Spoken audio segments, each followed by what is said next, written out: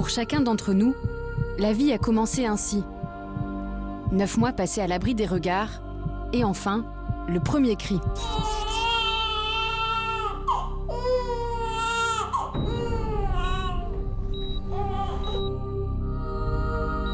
Depuis le début de l'humanité, nous sommes 80 milliards à être nés de la rencontre fortuite entre un ovule et un spermatozoïde.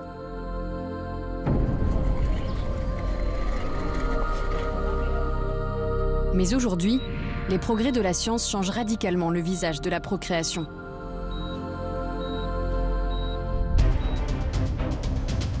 Déjà, des milliers d'embryons sont conçus en laboratoire. Dès les premiers stades de leur développement, ils sont triés, sélectionnés pour dépister d'éventuelles maladies ou même choisir le sexe du futur enfant. Bientôt, nous pourrons créer de toutes pièces des spermatozoïdes, des ovules, des utérus artificiels. Alors, jusqu'où irons-nous? Demain, sera-t-il possible de concevoir à volonté des bébés aux yeux bleus, beaux, sportifs et intelligents? Les hommes et les femmes pourront-ils faire des enfants tout seuls ou à n'importe quel âge? Les fœtus grandiront-ils dans des machines? Médecins et biologistes apprennent à maîtriser une à une toutes les étapes de la reproduction. La quête de l'enfant sur mesure a commencé.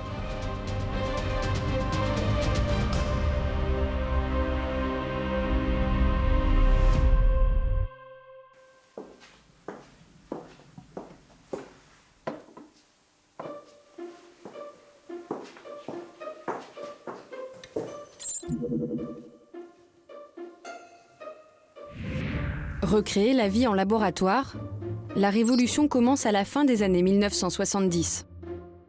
Le biologiste Bob Edwards met au point la technologie de la fécondation in vitro. Le début de la vie, jusque-là parfaitement invisible, se révèle sous l'objectif du microscope. Une série de naissances met bientôt le monde entier en ébullition. Louise Brown en Angleterre, Durga en Inde, Elisabeth aux États-Unis. Et enfin, Amandine en France en 1982, 51 cm et 3,4 kg qui font l'effet d'une bombe. Qu'allait devenir ce bébé? Allait-il se développer comme les autres? Les médecins jouaient-ils aux apprentis sorciers? « 30 ans plus tard, Amandine et les autres vont bien et la fécondation in vitro est passée dans les mœurs. Déjà, 6 millions d'êtres humains à travers le monde et 200 000 en France ont été conçus dans des éprouvettes.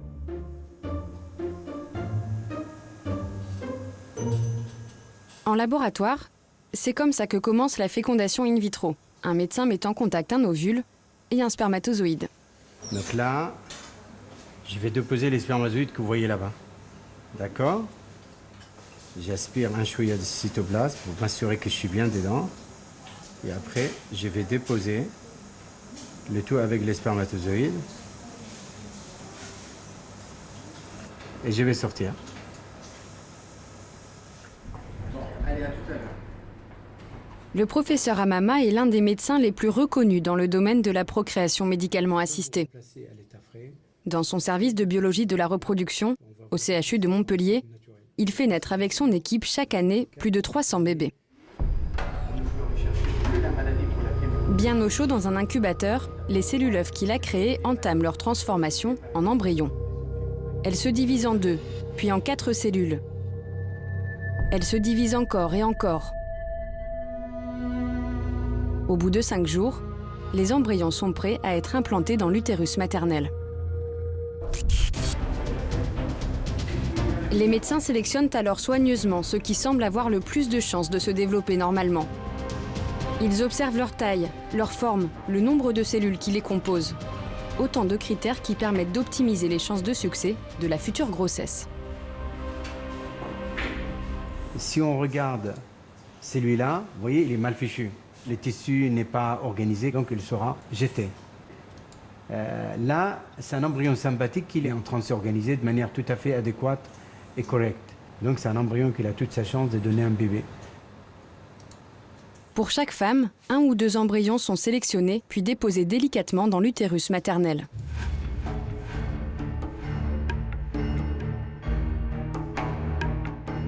Ils s'enfoncent alors dans les replis du tissu et les cellules qui les entourent fusionnent avec la muqueuse utérine. C'est ce que l'on appelle la nidation. Une épreuve de vérité, car 4 fois sur 5, les embryons ne parviennent pas à s'accrocher et c'est l'échec de la grossesse. Concevoir un enfant en laboratoire se révèle donc particulièrement difficile et les couples stériles doivent bien souvent multiplier les tentatives avant d'y parvenir.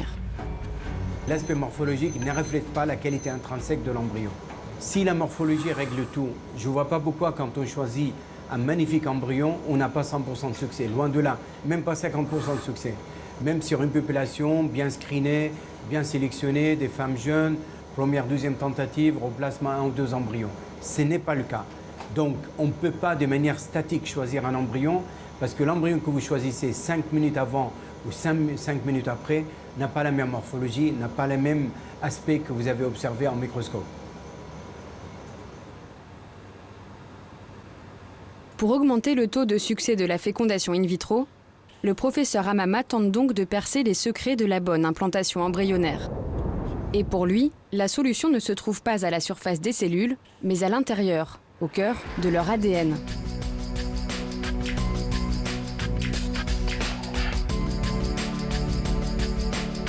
L'ADN, c'est cette longue molécule en forme de double hélice que l'on trouve dans le noyau de chaque cellule d'un être vivant. Elle contient l'ensemble de l'information génétique d'un organisme, ce que l'on appelle son génome.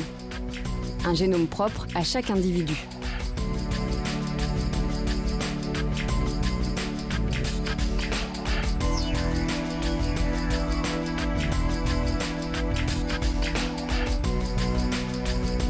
Bien avant la naissance, l'ADN des cellules embryonnaires peut ainsi fournir de nombreux renseignements, et en particulier l'aptitude à s'implanter ou non dans l'utérus maternel.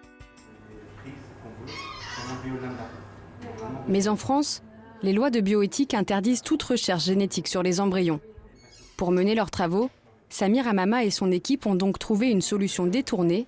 Ils ont étudié les cellules qui entourent les ovules juste avant la fécondation. Des cellules qui contiennent en partie les mêmes gènes que le futur embryon.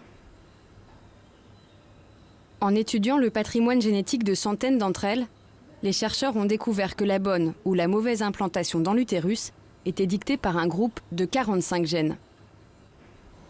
Ça nous permet de choisir le ou les embryons à fort potentiel implantatoire. L'œil n'est pas capable de choisir celui qui a un fort potentiel. Donc ces tests-là vous permettent d'optimiser et amplifier votre chance de succès. En France aujourd'hui, on a un couple sur 3 qui quitte le circuit de la FIV après un échec. C'est très élevé, très élevé. Mon but est qu'on réduise le nombre de couples qui quittent le circuit de la fécondation in vitro après le premier échec. Et qu'ils sortent plutôt du circuit avec un bébé dans les bras qu'avec un échec. Grâce à ce simple test génétique, le taux de succès de la fécondation in vitro passe en moyenne de 20 à 50%. Mais le pouvoir de prédiction offert par les gènes va bien au-delà de la simple implantation de l'embryon.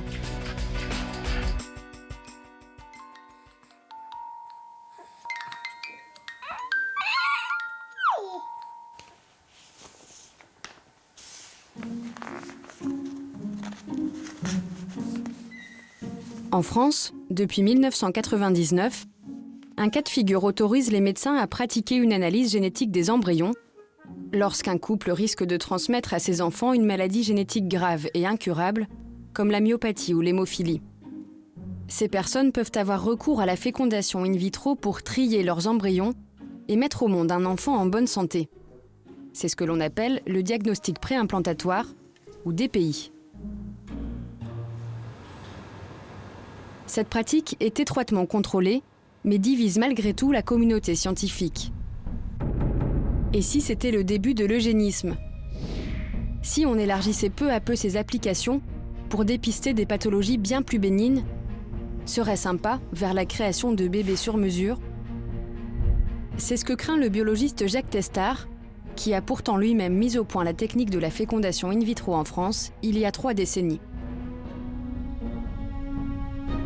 En Angleterre, on peut faire une fécondation in vitro en étant fertile et associé à cette fécondation in vitro, un tri des embryons pour éliminer ceux qui feraient des enfants qui louchent. Est-ce que c'est une maladie particulièrement grave? Il n'y a pas de définition du particulièrement grave et c'est un peu une hypocrisie de porter ça comme étant une garantie qu'on n'ira pas plus loin. Mais pour de nombreux experts, ces exemples restent marginaux et ne doivent pas remettre en cause l'intérêt du DPI. Ce n'est pas le début de l'eugénisme. Aujourd'hui, simplement, la loi française est extrêmement raisonnable. On va screener et chercher la maladie génétique d'une particulière gravité incurable au moment de diagnostic. On ne peut pas, à cette occasion, de dire « Allez, on va regarder autre chose ». Le DPI n'est pas fait pour choisir la couleur des yeux ou la couleur des cheveux ou la coefficient intellectuel de l'enfant. Loin de là.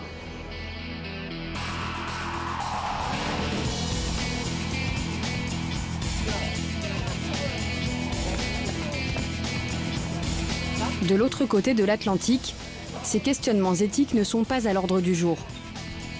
Nous sommes à Los Angeles, en Californie. Dans cette ville obsédée par le culte du corps, la quête de la perfection commence très tôt, et parfois même bien avant la naissance. Dans une banlieue aisée de la ville, le Fertility Institute est une clinique privée de fécondation in vitro comme il en existe tant d'autres aux États-Unis. À un détail près, ici, la grande majorité des patients n'ont aucun problème de stérilité. Ils ont recours à la médecine dans un seul but, maîtriser le plus possible leur procréation.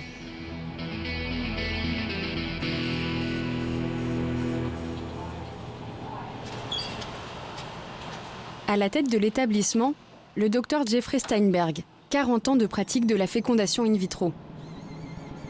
Pour la somme de 25 000 $, il propose aux couples fortunés un diagnostic précis des embryons. La technique est identique à celle du DPI pratiquée en France, mais au Fertility Institute, elle est utilisée pour dépister des centaines de maladies, plus ou moins graves. Maintenant, avec cette technologie, on peut identifier plus de 2000 maladies. Et on en apprend un peu plus chaque jour. Chaque fois que l'on découvre la cause d'une maladie génétique, on peut la dépister. On a commencé avec des choses simples comme l'hémophilie ou la maladie de Sachs, et on a progressé vers des maladies très complexes, dans lesquelles plusieurs gènes sont parfois impliqués. On est de plus en plus performant. Le potentiel de cette méthode est illimité et je pense que ça ira très très loin. Et même les gens qui s'y opposent, nous avons un argument pour les convaincre. Si on dit « nous serons capables d'identifier qui va développer un cancer de la prostate », qui va développer un cancer du sein, ce que nous pouvons déjà faire, qui va développer un cancer du côlon, qui aurait le courage de dire « ne le faites pas ». Personne, je pense. Depuis quelques années, l'offre du Dr Steinberg va encore plus loin grâce à un second type de test, le tri entre les embryons masculins et féminins. En d'autres termes, les patients peuvent choisir le sexe de leur futur enfant. 2 chromosomes X pour une fille, un chromosome X et un chromosome Y pour un garçon. Nous savons par exemple que le rouge représente automatiquement le chromosome Y, le chromosome masculin. Le vert représente le chromosome X. Le bleu est pour le chromosome 18, sur lequel on va rechercher une forme de trisomie, le syndrome d'Edwards. Donc ça, c'est une fille en bonne santé, sans syndrome d'Edwards. Ici, c'est un garçon en bonne santé, sans syndrome d'Edwards. Sur sa lancée, le Dr Steinberg voudrait encore étendre le champ d'application de ces diagnostics.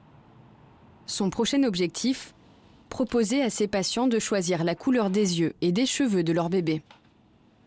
Pour l'heure, les lobbies religieux, très puissants aux États-Unis, s'y opposent fermement. Mais pour le médecin, ce n'est qu'une histoire de temps, car la demande est de plus en plus forte. Ils viennent ici et nous racontent leurs rêves. Ils nous disent de quelle taille ils voudraient que soit leur enfant, de quelle couleur ils voudraient que soient ses yeux ou ses cheveux, de quel sexe ils voudraient qu'il soit. Ils nous disent ce qu'ils voudraient qu'il devienne quand il sera grand. On leur répond, écoutez, nous sommes ravis de vous aider à avoir un garçon ou une fille. Revenez dans quelques années et peut-être que l'on pourra vous proposer de choisir la couleur des yeux ou des cheveux de votre bébé. Donc les gens viennent ici et ils ont le droit de me raconter leurs rêves, il n'y a aucun problème. Mais la réalité, c'est qu'aujourd'hui, on peut leur assurer à 100% qu'ils auront un enfant du sexe qu'ils désirent. Pour le reste, nous sommes encore en train d'apprendre et nous y arriverons. Ce n'est qu'une question de temps. L'analyse génétique des embryons ouvre des possibles vertigineux. Pourrait-on un jour y recourir de manière généralisée? Pour créer un enfant sur mesure, allons-nous préférer la procréation médicalisée au bébé à l'ancienne, conçu sous la couette? Il y aura toujours des gens qui feront ça, mais qui seront très mal vus, parce qu'ils prendront une responsabilité énorme pour fabriquer un bébé, alors qu'on peut le faire en toute sécurité grâce à la biomédecine. Mais je suis donc persuadé qu'on fera systématiquement les enfants dans les laboratoires. Peut-être dans 30 ans, dans 50, parce qu'il faudra, une fois qu'on aura les technologies, ce qui devrait arriver dans quelques années, on va avoir un temps quand même pour accepter cette révolution.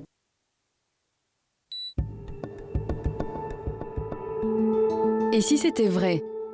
Si demain, les enfants étaient tous conçus en laboratoire, que serait-on vraiment capable de faire?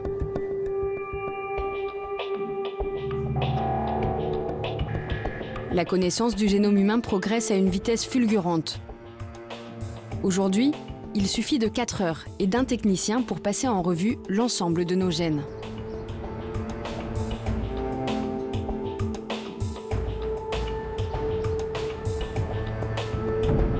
Alors, pourrons-nous designer les bébés de nos rêves dans les éprouvettes de chercheurs tout-puissants? Sera-t-il possible de concevoir avec certitude des enfants beaux, intelligents, parfaits? Le problème est que tout cela est très complexe. Nous faisons des prises de sang sur certains athlètes. Un grand nombre d'athlètes professionnels viennent me voir à la clinique. Évidemment, ils sont très grands, très forts et très doués. Et ils voudraient que leurs enfants le soient aussi. Alors je leur demande, est-ce que vos parents étaient eux aussi grands et sportifs? Et ils me répondent non. Dans ce cas, comment pouvons-nous dire que c'est génétique? Malgré tout, nous prélevons leur sang pour l'analyser. Car un jour, nous ferons des études sur des grands joueurs de football ou de tennis. Et peut-être que l'on trouvera certains gènes. À mon avis, ce n'est pas les analyses génétiques qui vont se tromper. On dira, il y a tel gène de ceci, de cela, ce sera exact. Mais sur l'interprétation de l'effet de ce gène sur la vie d'une personne, alors là, il y a de la marge. C'est simplement des notions statistiques. Je pense qu'on trouvera des gènes qui sont liés de façon plus ou moins dérivée avec le fait qu'on ait plus de chances d'être intelligent.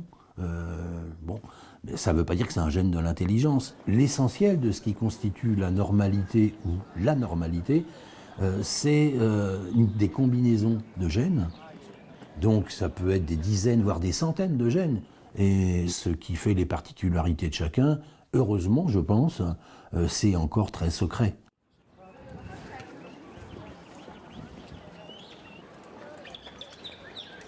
Concevoir un enfant à la carte, définir un à un les gènes dont il sera doté, un rêve pour certains, un cauchemar pour d'autres, qui relèvera sans doute longtemps encore de la science-fiction. Mais d'année en année, la compréhension des mystères de la procréation avance à grands pas. Sur le plan technique, il serait même possible d'aller encore plus loin pour concevoir des enfants au profil génétique contrôlé, recourir au clonage. La méthode existe déjà depuis les années 1990. Il s'agit d'abord de prélever une cellule de l'individu que l'on souhaite cloner, puis d'en extraire le noyau, qui renferme le précieux ADN. Il faut ensuite récupérer un ovule ou ovocyte et le débarrasser de son noyau. Puis le noyau de la cellule à cloner est injecté à l'intérieur de l'ovule vide. La cellule œuf ainsi créée va alors entamer son développement avant d'être implantée dans l'utérus d'une mère porteuse. À la naissance, l'ADN du nouveau-né est ainsi strictement identique à celui de l'individu dont il est issu. En pratique, le clonage reste extrêmement difficile à maîtriser. Mais en multipliant les tentatives, les scientifiques du monde entier sont parvenus à cloner un grand nombre d'espèces.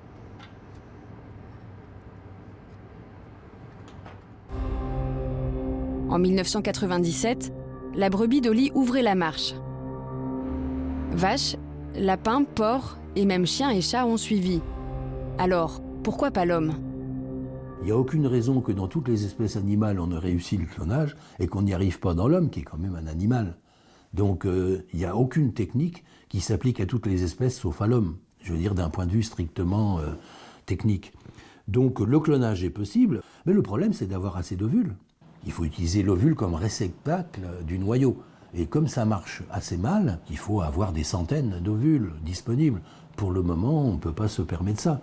Donc je crois que c'est ça l'explication pourquoi ça n'est pas encore arrivé. C'est simplement des questions comme ça d'intendance. Le clonage humain est encore loin d'être à l'ordre du jour. Pour des raisons éthiques évidentes, personne, mis à part quelques sectes, n'envisage sérieusement de tenter ce genre d'expérience sur l'homme. Mais en plus d'être inacceptable d'un point de vue moral, le clonage est aussi difficilement réalisable sur le plan matériel. Les ovules, nécessaires en grande quantité, sont en effet trop rares et trop précieux. Car si les hommes produisent des milliards de spermatozoïdes toute leur vie, les femmes, elles, possèdent un stock très limité de cellules reproductrices. À la naissance, au cœur de ces ovaires, chaque petite fille disposerait d'une réserve de 500 000 ovules. Chaque mois, dès la puberté, 600 vont se développer, mais un seul arrivera à maturité. Prêt à être fécondé, il sera alors expulsé de l'ovaire, tandis que les autres s'autodétruiront.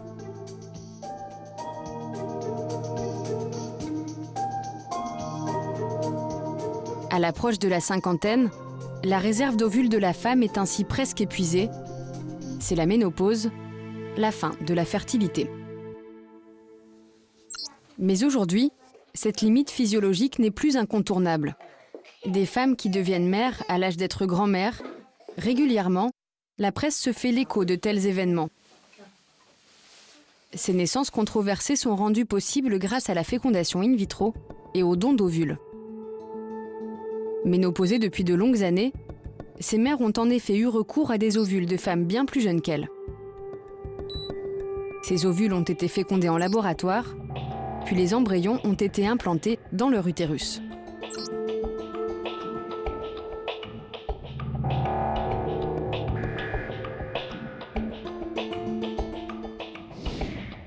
Demain, cette limite pourra-t-elle aussi être contournée ?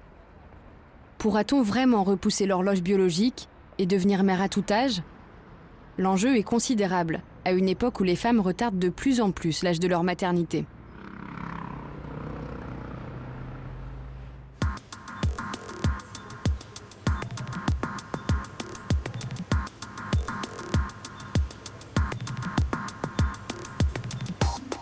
Nous sommes à Paris, à l'hôpital Cochin.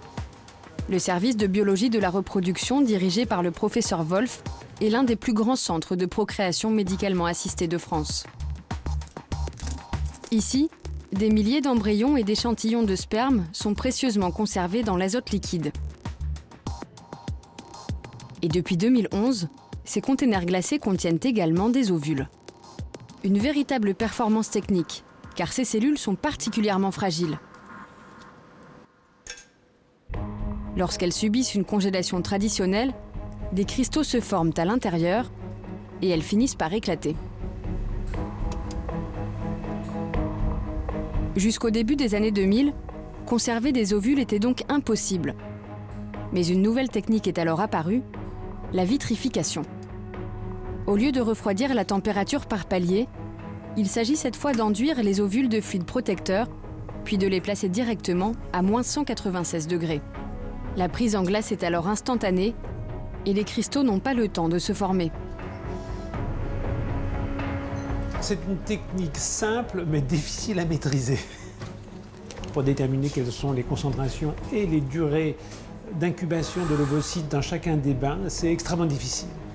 Et surtout, on ne peut pas vitrifier toute une cohorte d'ovocytes ensemble. C'est tellement précis, on est obligé de les prendre quasiment l'un après l'autre.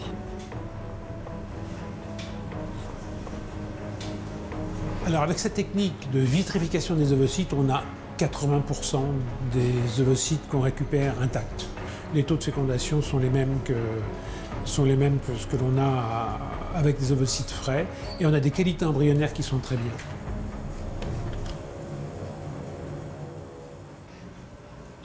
La méthode est récente et les chercheurs manquent de recul pour savoir combien de temps ces ovules peuvent être conservés sans que leur qualité ne soit altérée.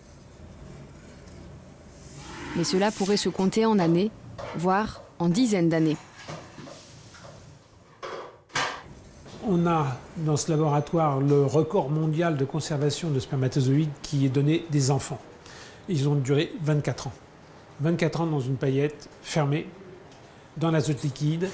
24 ans, c'est moi-même qui les ai micro-injectés. Il y a eu 2 enfants qui maintenant doivent avoir une quinzaine d'années d'ailleurs. Donc on peut très bien imaginer, effectivement, si on congèle des ovocytes chez une femme jeune, qu'elle puisse les utiliser autour de la quarantaine. Or, on sait que normalement, physiologiquement, la femme perd sa fécondité autour de 37 ans. 37 ans, c'est l'âge charnière à partir duquel on perd 15% de ses chances de grossesse tous les mois. La vitrification ferait donc gagner un temps précieux sur l'horloge biologique. États-Unis, Canada, Japon, Espagne, Italie, Allemagne, de nombreux pays autorisent déjà les femmes qui le souhaitent à recourir à cette technique. En France, la loi réserve cette possibilité aux femmes qui subissent un traitement de chimiothérapie susceptible d'altérer leur fertilité ou à celles qui font un don d'ovules. Mais en 2012, le Conseil français des gynécologues a demandé sa généralisation à toutes les femmes qui le désirent. La vitrification comme assurance fertilité, l'idée ne fait pas l'unanimité. Je serais une femme, j'aurais 35 ans, j'aurais pas de bébé, j'aurais pas le mari pour le faire, je me ferais vitrifier sans problème mes ovocytes en disant je vais voir venir. Maintenant, si on élargit le problème, il y a 400 000 femmes qui naissent tous les ans. Alors vous imaginez, vous avez 400 000 femmes dont il faudrait vitrifier les ovocytes tous les ans. Donc, vous n'avez même pas alors combien ça coûterait. Ça coûterait une fortune. La deuxième chose, c'est que si vous vitrifiez 400 000 personnes tous les ans, heureusement, vous allez en avoir 95, 18, 19% qui vont devenir enceintes naturellement. Elles ne vont pas tirer un trait sur la sexualité parce que les ovocytes sont vitrifiés. Donc qu'est-ce qu'on va faire des ovocytes qu'on aura vitrifiés et qu'on va garder pendant 20 ans?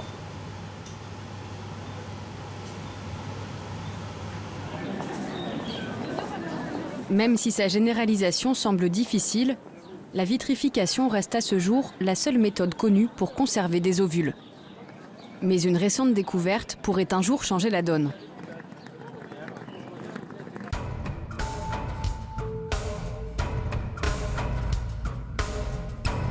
Un scientifique américain, le Dr Jonathan Tilley, a passé en revue avec une extrême minutie des ovaires légués à la science.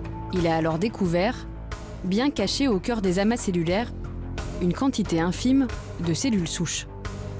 Ces cellules sont dotées d'un pouvoir très particulier, celui de se multiplier et de générer à volonté de nouveaux ovules. La réserve d'ovules des femmes, que l'on pensait limitée dès la naissance, serait-elle donc renouvelable ?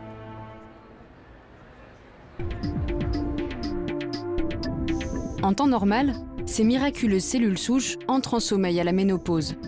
Mais en les replaçant dans des ovaires beaucoup plus jeunes, le Dr Tilley est parvenu à les réactiver. Le pouvoir de régénération des cellules souches ovariennes serait donc directement lié à l'âge des ovaires qui les entourent, à ce que les scientifiques appellent la niche environnementale. Si un jour on sait exactement quel est le mécanisme de ce que l'on appelle la niche, pourquoi à un moment donné ça s'arrête, à ce moment-là on aura tout le loisir d'essayer de prévenir, bien sûr, ce vieillissement dans l'ovaire. Donc ça permettrait aux femmes d'avoir un petit peu plus longtemps et naturellement des ovocytes. La science permettra-t-elle bientôt aux femmes de produire des ovules toute leur vie, comme les hommes produisent des spermatozoïdes ? Ces découvertes sont encore balbutiantes. Mais fabriquer à volonté des cellules reproductrices, ce que l'on appelle des gamètes, est aujourd'hui l'un des plus grands défis de la médecine de la fertilité. Et tandis que Jonathan Tilley étudie les potentialités des cellules souches ovariennes, d'autres chercheurs explorent une toute autre piste, la création de gamètes à partir de n'importe quelle cellule du corps humain.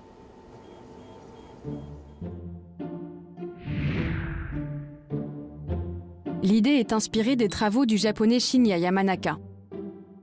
Cet éminent chercheur de l'université de Kyoto a récemment réussi à rajeunir des cellules du corps humain jusqu'à les ramener à l'état embryonnaire. Une découverte inédite qui lui a valu le prix Nobel de médecine en 2012.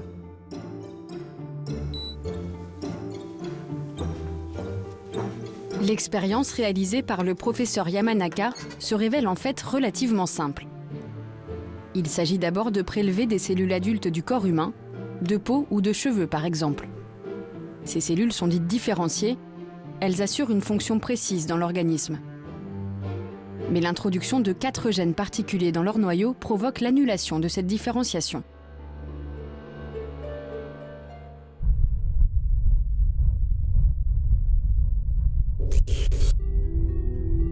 Deux semaines après l'injection des gènes, les cellules ont totalement changé d'aspect. Elles ont rajeuni jusqu'à se transformer en cellules embryonnaires. Baptisées cellules souches induites ou IPS, ces cellules peuvent engendrer n'importe quelle cellule du corps humain. C'est une chose extraordinaire d'un point de vue biologique, c'est vraiment fascinant.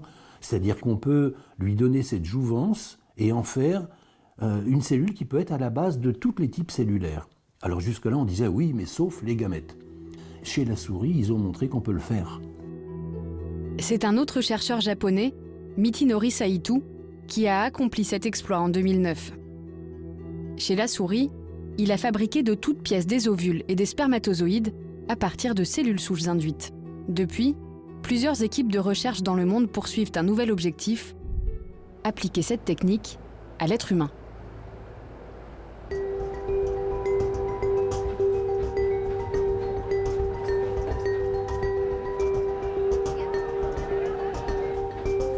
Nous sommes à Valence, en Espagne. La clinique IVI est l'un des plus gros centres de recherche sur la fertilité en Europe. Ici, le professeur Carlos Simón poursuit depuis plusieurs années les travaux des chercheurs japonais. Et déjà, il parvient à reprogrammer des cellules humaines en spermatozoïdes.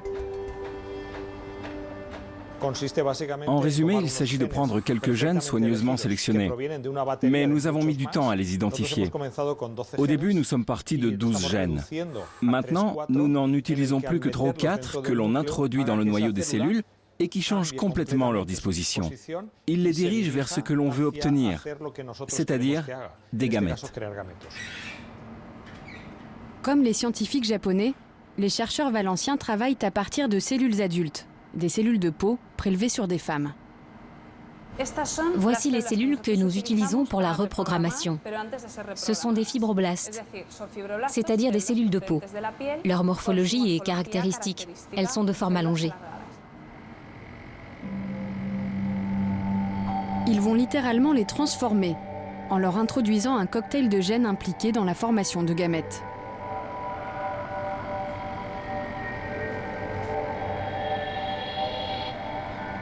Au bout de 3 jours, le miracle scientifique commence. Les gènes introduits ont modifié l'aspect des cellules. Celle-là, par exemple, commence à se reprogrammer. Et celle-là aussi. À la base, c'était des cellules de forme allongée et on voit qu'elles commencent à changer de morphologie.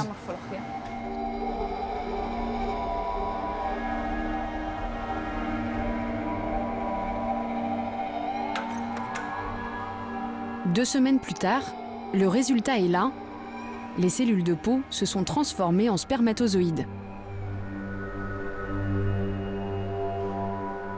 Pour le moment, nous créons des spermatozoïdes, mais l'idée est de créer des ovules également. Le sexe de la personne dont on prélève la cellule ne prédispose en rien la nature du gamète que l'on va obtenir. Nous pensons donc que nous pourrons aussi bien créer des ovules que des spermatozoïdes. Le professeur Simón se donne encore 15 ans pour maîtriser totalement cette technique. À partir de n'importe quelle cellule adulte, masculine ou féminine, il espère ainsi pouvoir fabriquer indifféremment des ovules et des spermatozoïdes. Mais il faudra ensuite démontrer que ces gamètes artificiels sont fonctionnels. Les scientifiques devront alors pousser l'audace encore plus loin et les assembler pour créer un embryon humain. Comment se développerait un enfant conçu de la sorte? Personne n'en sait rien, mais les chercheurs espagnols se disent prêts à prendre le risque. Si cela fonctionne, si l'embryon se développe normalement et donne naissance à un bébé comme les autres, aurons-nous encore besoin de l'autre sexe? 2 femmes, 2 hommes ou même un individu tout seul pourrait-il faire un enfant à partir de simples cellules de peau? Si l'on peut obtenir aussi bien des gamètes masculins que féminins à partir d'une femme, cela veut dire que l'embryon pourra venir de 2 femmes, ou alors de 2 hommes, ou d'un homme et d'une femme, ce qui reste le cas de figure le plus classique. Mais pour le moment, tout cela est de la science-fiction. Au cœur des laboratoires se dessinent les prémices d'un bouleversement total de la procréation. Mais jusqu'à présent, une chose demeure indispensable pour donner la vie, l'utérus maternel. Tel un véritable cocon protecteur, cet organe unique et complexe offre au fœtus un milieu idéal pour se développer. Relié à sa mère par le cordon ombilical, le futur bébé reçoit pendant 9 mois de l'eau, des nutriments et de l'oxygène, tous les éléments dont il a besoin pour grandir.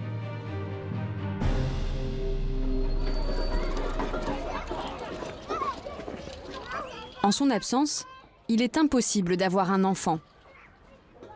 Or, une femme sur 5000 vient au monde sans utérus. Et chaque année, des milliers d'autres doivent se le faire retirer à la suite d'un cancer ou d'une autre pathologie. Aujourd'hui, les seules solutions qui s'offrent à ces femmes lorsqu'elles souhaitent devenir mères sont l'adoption, ou dans certains pays, le recours à une mère porteuse. Mais depuis quelques années, un nouvel espoir voit le jour. De la même manière que l'on peut greffer un rein, un cœur ou même une main ou un visage, quelques chercheurs envisagent désormais de greffer des utérus. Parmi eux, le docteur Edwin Ramirez, gynécologue en Californie. Installé dans une banlieue chic de Los Angeles, cela fait plus de 10 ans qu'il travaille pour mettre au point cette technique. Ce que nous essayons de faire, avoir recours à une mère porteuse et qui veulent porter elles-mêmes leurs enfants. Car c'est réellement un fondement de la maternité de pouvoir expérimenter cela, ainsi que tous les changements hormonaux qui ont cours pendant la grossesse. Donc nous voulons vraiment relever ce défi. Pour le moment, le docteur Ramirez et son équipe s'exercent sur l'animal. Ils prélèvent les utérus de femelles donneuses, les conservent jusqu'à 12 heures à l'extérieur du corps et les réimplantent ensuite dans les femelles receveuses. La manœuvre est extrêmement délicate car l'utérus est entouré d'un enchevêtrement de multiples vaisseaux sanguins. Mais déjà, cochons, chèvres, souris et babouins sont passés avec succès sur la table d'opération. Je pense que le plus difficile a été d'isoler les tissus vasculaires et de les reconnecter. C'est également le plus difficile chez la femme, mais je pense que nous avons surmonté cette difficulté. Nous avons trouvé différentes techniques pour y parvenir. Mais vraiment, reconnecter les vaisseaux sanguins était le défi le plus difficile.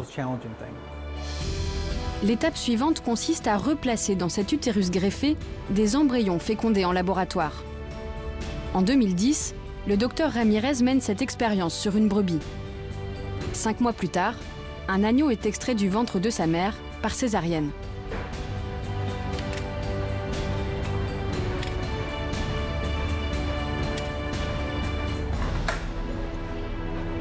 Depuis peu, cette technique est aussi appliquée à l'espèce humaine.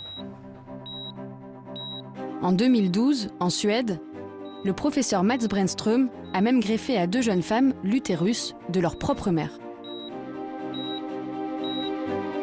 Nous allons attendre 1 an avant de tenter d'avoir une grossesse dans ces utérus. Nous le ferons en réimplantant des embryons un par un, comme lors des procédures de transfert des embryons dans le cadre de fécondation in vitro. Un jour, ces jeunes femmes donneront donc peut-être la vie grâce à l'utérus dont elles sont elles-mêmes issues. Ensuite, après 1 ou 2 grossesses, il leur sera enlevé. C'est le protocole mis en place par les médecins pour limiter les risques liés aux médicaments anti-rejet. Ces médicaments anti-rejet ont des effets secondaires. Ils augmentent le risque d'infection, de leucémie ou d'autres problèmes sanguins. Donc pour diminuer ce risque, nous finissons par enlever ces utérus une fois notre but atteint. Mais la route est encore longue avant d'en arriver là. À ce jour, nul ne sait si une grossesse peut être menée à terme après une telle greffe. C'est une procédure compliquée. Et quand nous pratiquerons notre première greffe humaine, nous aurons certainement des questions en tête.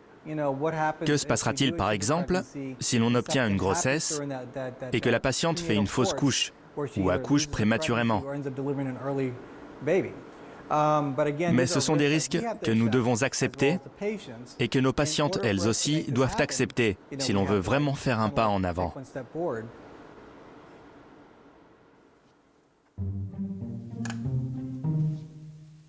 Pour offrir aux femmes sans utérus l'espoir de porter un jour un enfant, d'autres chercheurs explorent une piste différente. Créer de toutes pièces un utérus artificiel.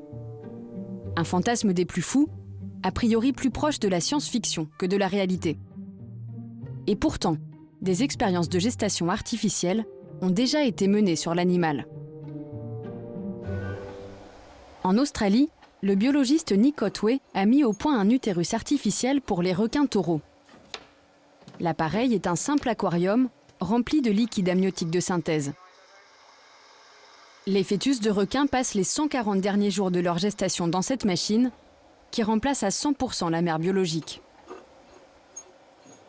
Et pour la naissance, il suffit d'ouvrir la porte.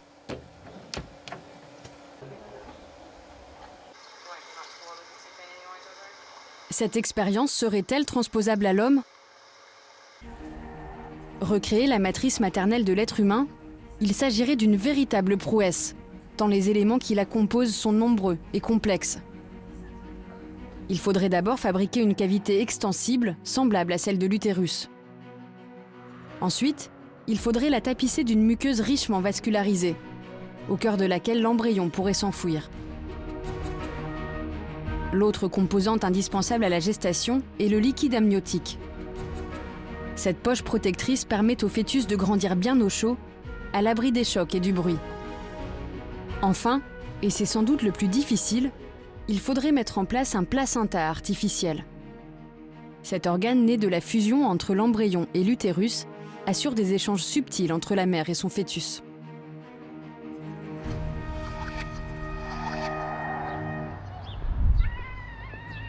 La science est encore loin de savoir reconstituer cette matrice.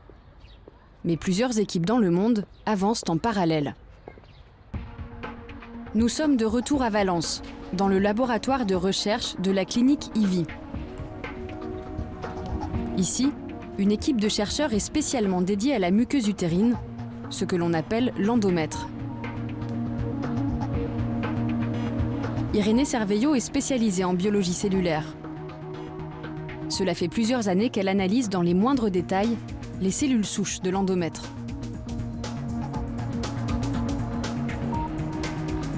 Chez la femme, ces cellules souches permettent de régénérer le tissu après chaque menstruation.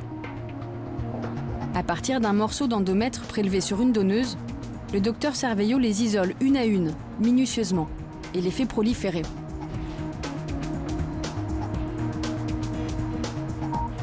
Récemment, elle a eu l'idée d'injecter ces cellules dans l'organisme d'une souris.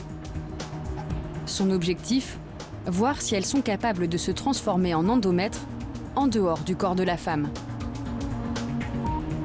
Pari réussi. 2 mois plus tard, la chercheuse a récupéré à l'intérieur de l'animal un fragment de muqueuse utérine parfaitement constitué. Le principe est de recréer le tissu d'origine hors du corps humain.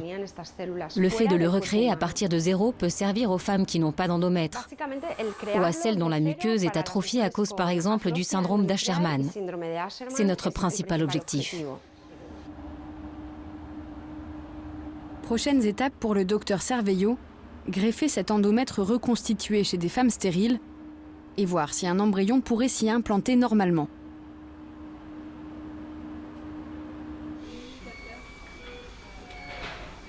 En parallèle, dans d'autres centres de recherche, des équipes travaillent quant à elles sur les tout derniers mois de la grossesse.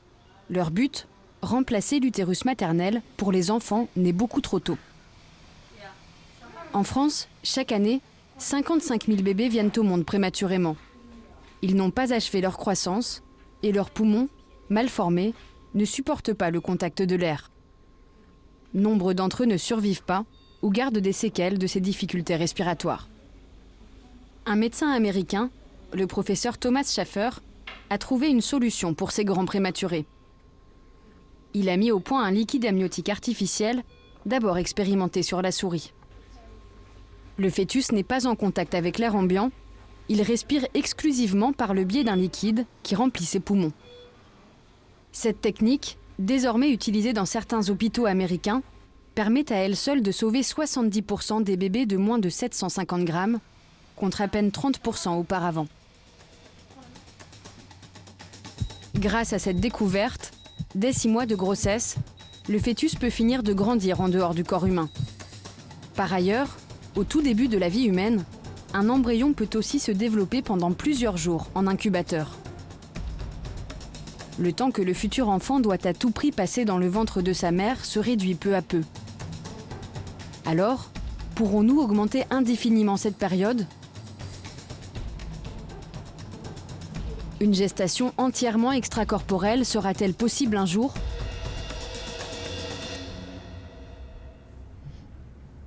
En 2006, Henri Atlan sort un livre qui fait scandale. Son titre, L'utérus artificiel. Ce biologiste est un ancien membre du Comité national d'éthique français.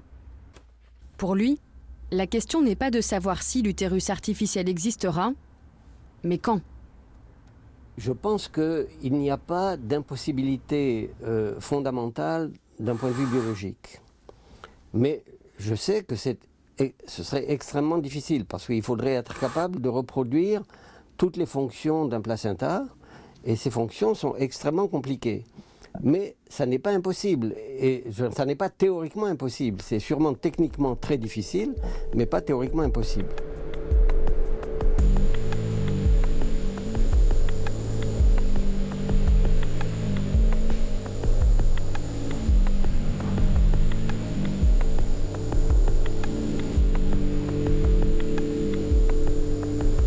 À supposer que cela arrive un jour, comment se développerait un bébé en utérus artificiel ? Comment serait-il relié à sa mère ? Que se passerait-il si ces échanges étaient remplacés par des bruits de machines ? On sait qu'il y a des échanges intenses entre la mère et son fœtus. Et que le fœtus qui naît d'une certaine mère n'est pas exactement le même que celui qui naîtrait d'une autre mère avec le même ADN. Donc on priverait ce fœtus de toutes les influences qu'exerce le corps humain, et en particulier celui de sa mère, sur son propre développement. Qu'est-ce qui en sortirait ? On n'en sait rien.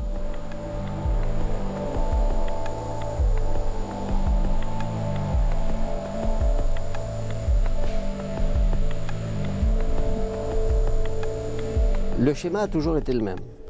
Ça commence par des indications médicales. C'est-à-dire qu'il y a une pathologie, alors bon, pour les techniques actuelles en général, ce sont des infertilités et il s'agit de pallier cette pathologie. Et puis, une fois que la technique est au point, à ce moment-là, des individus réclament de bénéficier de ces techniques-là, même en absence de toute indication médicale. Et bien là, ce sera probablement pareil, c'est-à-dire que si une telle couveuse est mise au point un jour, si des femmes préfèrent avoir leur enfant porté par cette couveuse plutôt que dans leur utérus, on voit mal comment on pourra les en empêcher au nom de leur liberté de disposer de leur corps. Déjà, certaines femmes se disent séduites par ce concept d'utérus artificiel. Mais même pour les scientifiques les plus audacieux, il ne devrait pas voir le jour avant une centaine d'années.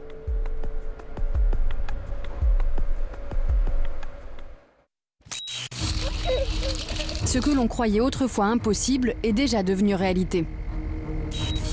En seulement 3 décennies, les limites de la procréation ont sans cesse été repoussées. À l'aube d'une profonde mutation, la société doit faire face à d'innombrables questions. Qui a le droit de faire des enfants et comment ? Jusqu'où pouvons-nous repousser l'âge de la maternité ? Est-il légitime d'analyser le patrimoine génétique des embryons ? Pris de vertige devant leur propre pouvoir, les scientifiques eux-mêmes peinent à parler d'une seule voix. Il faudra à un moment donné qu'on arrête d'avoir le mal partout.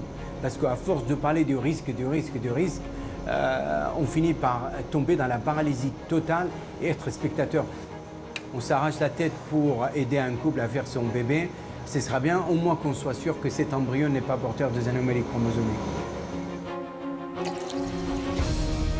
Je pense qu'en tant que médecin, vous devez jouer les apprentis sorciers tous les jours. Est-ce une mauvaise chose? Il faut en être conscient, mais je ne l'interdirai surtout pas. Ou alors, dites au revoir à la médecine.